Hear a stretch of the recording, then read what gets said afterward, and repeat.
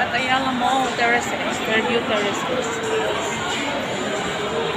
Guys, nire-required na naman nila ngayon yung face mask dahil ang dami na namang nagkakasakit. Say hi. Hi. Oh, di ba nawala yung sakit niya? Ito lang palang sumama sa amin. Ang bilis pa ng lakad. Nagtatago yan namin ang gwako. Say hi. Say hi. Hi. See?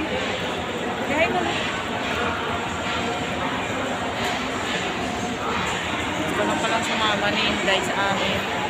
Umiyak. Paalis na kami kanina ako. Palabas na ako ng bahay nila. Umiyak. Yung pala gusto lang sumama.